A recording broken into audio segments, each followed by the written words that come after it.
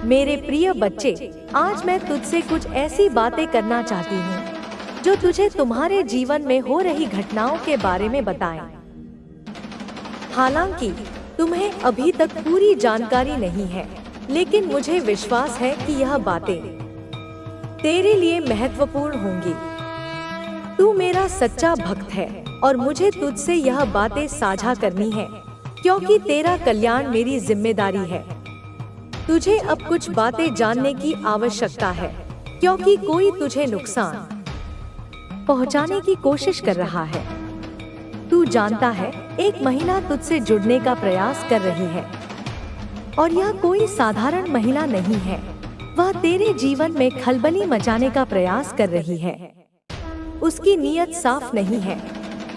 इस महिला ने तुझसे जुड़ने के लिए कई चालें चली हैं। वह तेरे बारे में सब कुछ जानने की कोशिश कर रही है। वह तुझसे शादी करने की इच्छा रखती है और इसके लिए उसने अपनी पूरी ताकत लगा दी है। यह महिला तुझसे जुड़ने के लिए तंत्र मंत्र और काला जादू का सहारा ले रही है। वह तांत्रिकों से मदद मांग रही है ताकि वह तुझे अपने वश में कर सके। इस महिला ने तुझे पाने के लिए हर तरीके का प्रयोग किया है और अब वह तुझे अपनी जिंदगी का हिस्सा बनाने के लिए किसी भी हद तक जा सकती है। उसकी नीयत स्वार्थ से भरी हुई है और यह सब वह अपनी लालसा को पूरा करने के लिए कर रही है। तांत्रिक के पास जाकर उसने तुझे पाने के लिए काले जादू की सहायता मांगी। वह तुझे अपने वश में करने के लिए किसी भी तरह के उपाय को अपनाने के लिए तैयार है। तांत्रिक ने उसे बताया कि यह काम आसान नहीं है, क्योंकि तुझे बचाने के लिए एक दिव्य शक्ति की रक्षा करती है। फिर भी वह महिला किसी भी कीमत पर तुझसे जुड़ने का प्रयत्न कर रही है। तुझे भी यह सब पता चलने वाला है, लेकिन जब तुझे इसका पूरा एहसास होगा, तब तक तू कई महत्वपूर्ण संकेतों को समझ चुका होगा। वह महिला तुझे पाने के लिए किसी भी हद तक जा सकती है और तू सावधान रहे, क्योंकि उसके इरादे खतरनाक हो सकते हैं। और भी एक महिला है जो तुझसे जुड़ने के लिए पूरी तरह से तैयार है। वह महिला तेरे जीवन में एक महत्वपूर्ण स्थान बनाने के लिए बेताब हो रही है, परंतु उसकी नीयत पूरी तरह से साफ नहीं है। यह महिला भी तेरी जिंदगी का हिस्सा बनना चाहती है, लेकिन तेरे साथ संबंध बनाने के उसके तरीके अलग हैं। यह दोनों महिलाएं एक ही लक्ष्य के साथ तुझसे जुड़ना चाहती हैं, लेकिन उनके तरीके और उनके इरादे अलग अलग हैं। एक महिला अपने स्वार्थ के लिए तुझे अपने वश में करने की कोशिश कर रही है, जबकि दूसरी महिला एक बेहतर साथी बनने का प्रयास कर रही है। लेकिन दोनों के बीच एक अंतर है। मैं तुझसे यही कहना चाहती हूँ कि इन दोनों महिलाओं से सावधान रहे, और जब तक तुझे उनके इरादों के बारे में पूरी जानकारी नहीं मिल जाए, तब तक किसी भी फैसले में जल्दबाजी न कर। दोनों के इरादे अलग अलग हो सकते हैं, लेकिन यह तेरा काम है कि तू उनके इरादों को सही ढंग से समझे।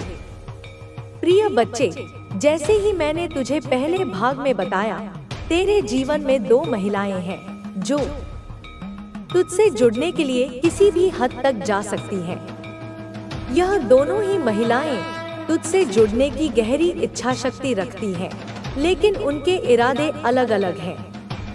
मैं तुझे यह बताने आई हूँ कि तू अपने जीवन के इस महत्वपूर्ण मोड़ पर कैसे सही निर्णय ले सकता है, ताकि तेरे भविष्य को सकारात्मक दिशा मिले। पहली महिला का स्वभाव और इरादे सबसे अलग हैं। वह तुम्हारे स्वभाव से पूरी तरह से मोहित हो चुकी है, और यही कारण है कि वह तुझसे जुड़ने के लिए जितने भी उपाय कर सकती है, वह कर रही है। यह महिला पूरी तरह से अपने स्वार्थ के लिए तुझसे जुड़ना चाहती है। उसने तंत्र मंत्र और काले जादू की मदद लेने का फैसला किया है, ताकि वह तुझे अपने वश में कर सके। लेकिन इसके बावजूद वह महिला अपने दिल में एक गहरी घृणा और वासना महसूस करती है, जो उसकी वास्तविक भक्ति को छिपा देती है।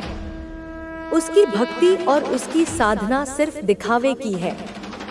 अगर वह वाकई में भगवान शिव और देवी शक्ति की सच्ची उपासक होती, तो उसकी साधना का उद्देश्य किसी और के जीवन को सशक्त बनाना होता, न कि किसी को अपने वश में करना। लेकिन यह महिला अपनी तंत्र मंत्र की साधना का प्रयोग तुझे अपनी बंदिशों में बांधने के लिए कर रही है।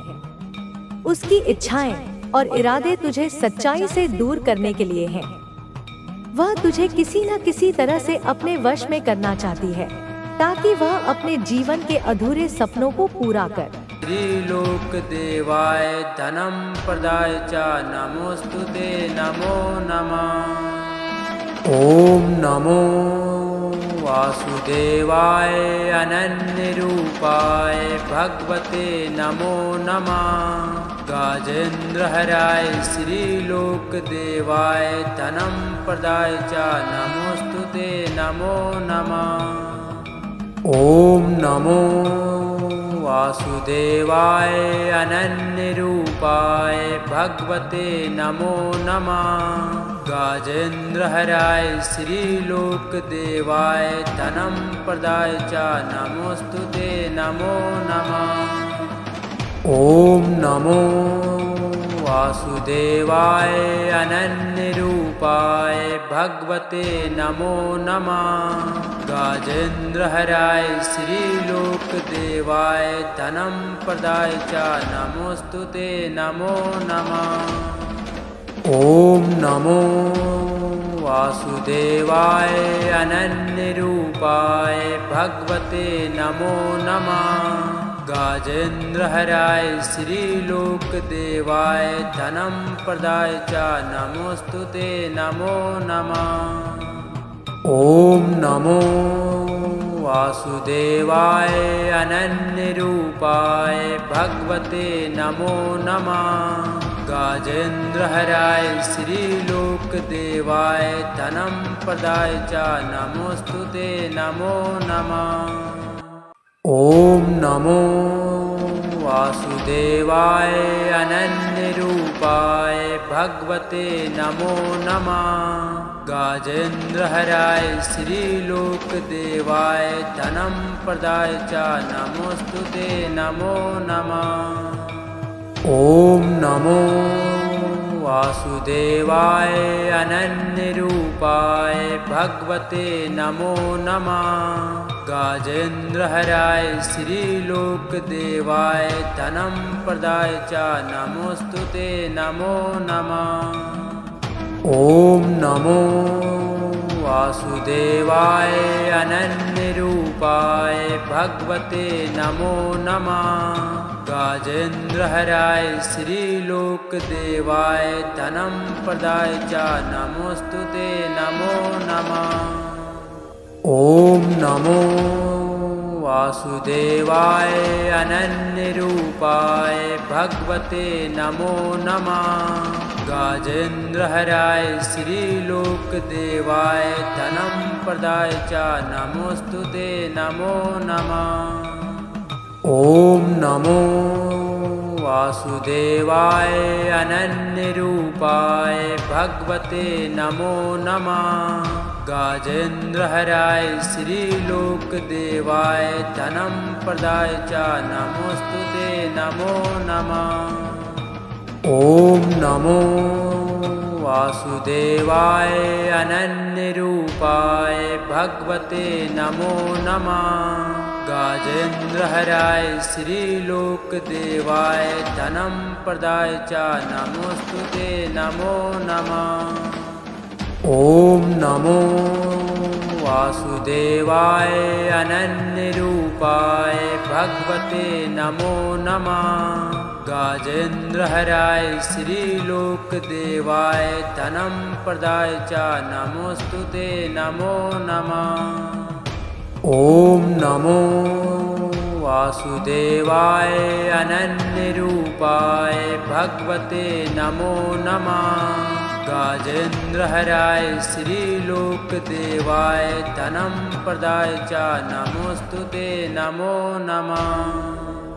ॐ नमो वासुदेवाय अनन्यरूपाय भगवते नमो नमः। गाजेन्द्रहराय श्रीलोकदेवाय धनं प्रदाय च नमोस्तुते नमो नमः। ॐ नमो वासुदेवाय अनन्यरूपाय भगवते नमो नमः। गाजेन्द्रहराय श्रीलोकदेवाय धनं प्रदाय च नमोस्तुते नमो नमः। ॐ नमो वासुदेवाय अनन्यरूपाय भगवते नमो नमः। गाजेन्द्रहराय श्रीलोकदेवाय धनं प्रदाय च नमोस्तुते नमो नमः। ॐ नमो वासुदेवाय अनन्यरूपाय भगवते नमो नमः। गाजेन्द्रहराय श्रीलोकदेवाय धनं प्रदाय च नमोस्तुते नमो नमः। ॐ नमो वासुदेवाय अनन्यरूपाय भगवते नमो नमः। गाजेन्द्रहराय श्रीलोकदेवाय धनं प्रदाय च नमोस्तुते नमो नमः। ॐ नमो वासुदेवाय अनन्यरूपाय भगवते नमो नमः। गाजेन्द्रहराय श्रीलोकदेवाय धनं प्रदाय च नमोस्तुते नमो नमः। ॐ नमो वासुदेवाय अनन्यरूपाय भगवते नमो नमः। गाजेन्द्रहराय श्रीलोकदेवाय धनं प्रदाय च नमोस्तुते नमो नमः। ॐ नमो वासुदेवाय अनन्यरूपाय भगवते नमो नमः। गाजेन्द्रहराय श्रीलोकदेवाय धनं प्रदाय च नमोस्तुते नमो नमः। ॐ नमो वासुदेवाय अनन्यरूपाय भगवते नमो नमः। गाजेन्द्रहराय श्रीलोकदेवाय धनं प्रदाय च नमोस्तुते नमो नमः। ॐ नमो वासुदेवाय अनन्यरूपाय भगवते नमो नमः। गाजेन्द्रहराय श्रीलोकदेवाय धनं प्रदाय च नमोस्तुते नमो नमः। धोखा दिया। उसने तुम्हें इंसान को परखना सिखाया। उसने तुम्हें यह सिखाया कि विश्वास की असली जगह तुम्हारे भीतर है, बाहर नहीं। जिस असफलता ने तुम्हें निराश किया, उसने तुम्हें धैर्य और दृढ़ता का पाठ पढ़ाया। उसने तुम्हें विनम्र बनाया और तुम्हारी सफलता की भूख को और तेज किया। जिस बीमारी ने तुम्हें कष्ट दिया, उसने तुम्हें जीवन के मूल्य का एहसास कराया। उसने तुम्हें इस शरीर की नश्वरता का बोध कराया और तुम्हें अपनी आत्मा की ओर मोड़ा। सब कुछ एक कारण से होता है और वह कारण तुम्हारी आत्मा की उन्नति के लिए है। तुम्हारे भीतर जो दुख है, जो भय है, जो असमंजस है, वह तुम्हें यह सोचने पर मजबूर करता है कि तुम अकेले हो, लेकिन यह सच्चाई नहीं है।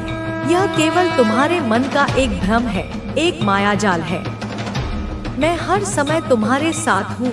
मैं तुम्हारी हर प्रार्थना सुनती हूँ, तुम्हारी हर पुकार का जवाब देती हूँ। हो सकता है मेरा जवाब उस रूप में ना आए जैसा तुम चाहते हो, क्योंकि तुम अपनी छोटी सी बुद्धि से सोचते हो। तुम केवल तात्कालिक राहत चाहते हो, लेकिन मैं तुम्हारी अनंत आत्मा के कल्याण को देखती हूँ।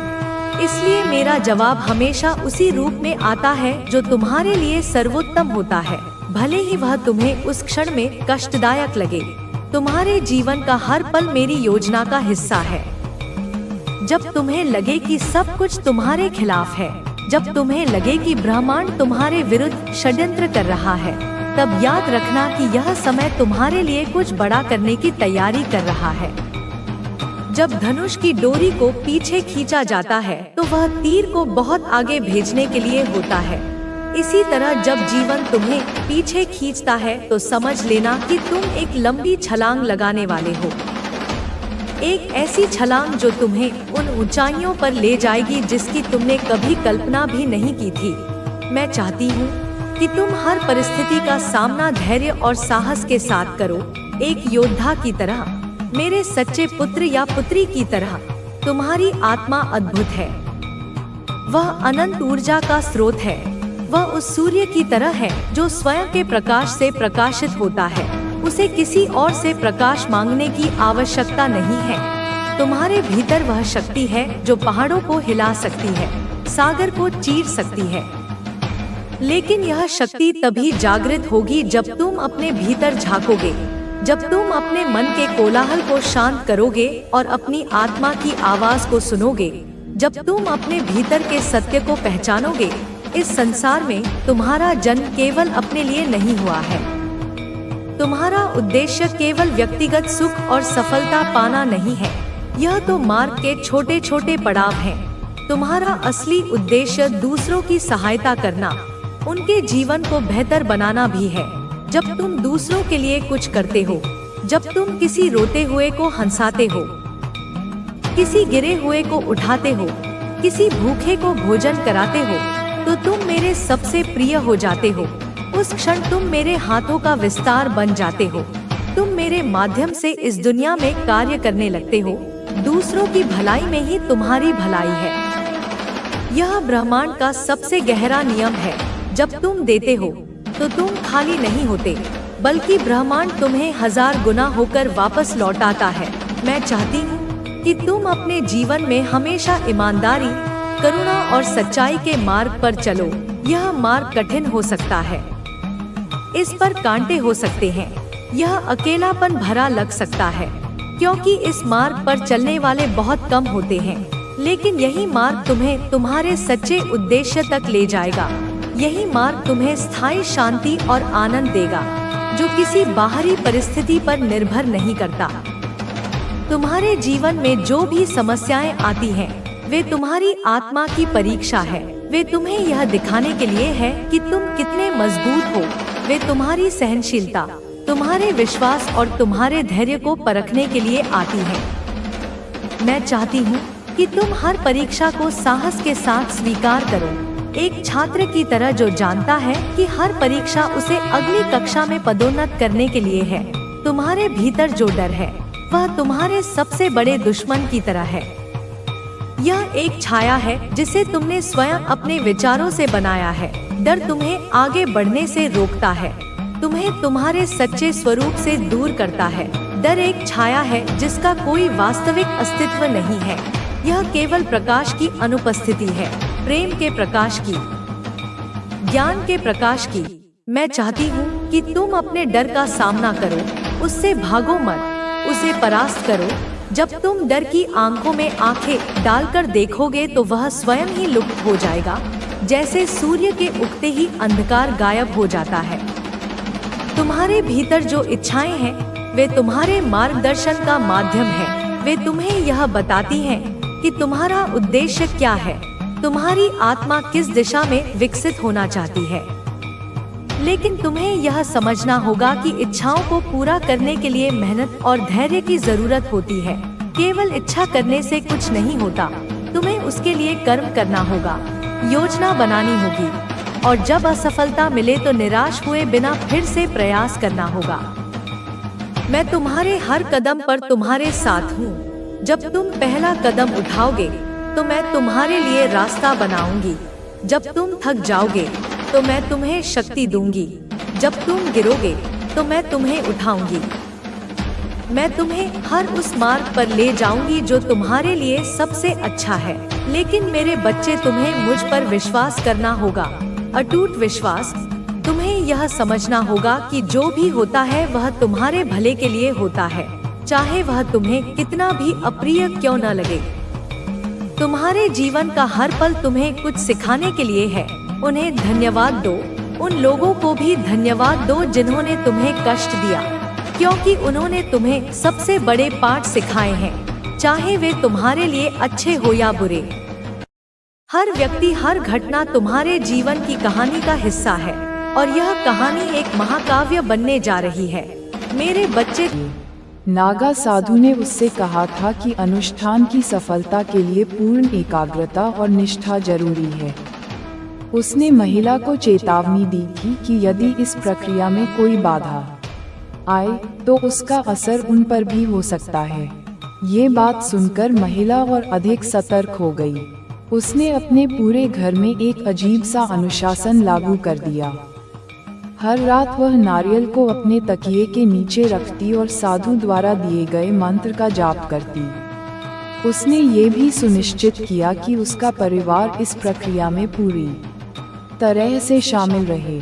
बच्चों को भी हर दिन मंत्रों का उच्चारण करना पड़ता था और उन्हें ये सिखाया गया कि वे किसी बाहरी व्यक्ति से इस बारे में बात न करें। कुछ दिनों बाद महिला फिर से नागा साधु के पास गई। उसने उसे बताया कि वह नारियल को निर्देशानुसार तैयार कर चुकी है और अब वह अगले चरण की तैयारी के लिए तैयार है। साधु ने उसे अपने पास बैठाया और कहा, अब समय आ गया है कि हम अनुष्ठान शुरू करें। लेकिन ध्यान रहे, ये प्रक्रिया लंबी और कठिन होगी। इसके लिए तुम्हें पूरी तरह समर्पित रहना होगा। साधु ने महिला से कहा कि अनुष्ठान के लिए उसे कुछ और वस्तुएं लानी होंगी। इनमें कुछ खास प्रकार की जड़ी बूटियां, एक विशेष लाल कपड़ा और एक दीपक शामिल थे, जो पूरे समय जलता रहना चाहिए। उसने कहा कि इन वस्तुओं के बिना अनुष्ठान अधूरा रह जाएगा। महिला ने साधु की बातों को गंभीरता से लिया और तुरंत उन वस्तुओं को इकट्ठा करना शुरू कर दिया। उसने अपने परिवार को इस काम में मदद करने को कहा। उसने अपने पति से कहा कि वह जड़ी बूटियों का इंतजाम करे और बच्चों से दीपक और कपड़े लाने को कहा। प्रयागराज जाने से पहले महिला ने अपने घर में अंतिम तैयारी की। उसने पूरे घर में गंगाजल छिड़का और सभी को यह निर्देश दिया कि वे पूरी श्रद्धा और विश्वास के साथ अनुष्ठान में भाग लें। उसने अपने परिवार से कहा, ये हमारे जीवन का सबसे महत्वपूर्ण क्षण है। हमें ये सुनिश्चित करना होगा कि इसमें कोई बाधा न आए। अनुष्ठान वाले दिन पूरा परिवार नागा साधु के स्थान पर पहुंचा। वहां का माहौल रहस्यमय था। साधु ने उन्हें बैठने के लिए एक विशेष स्थान दिया और उन्हें निर्देश दिया कि वे पूरे समय मौन रहें। उसने महिला से वह नारियल और अन्य वस्तुएं लीं और अनुष्ठान शुरू किया। साधु ने पहले मंत्रों का उच्चारण किया और फिर नारियल को एक विशेष अग्नि कुंड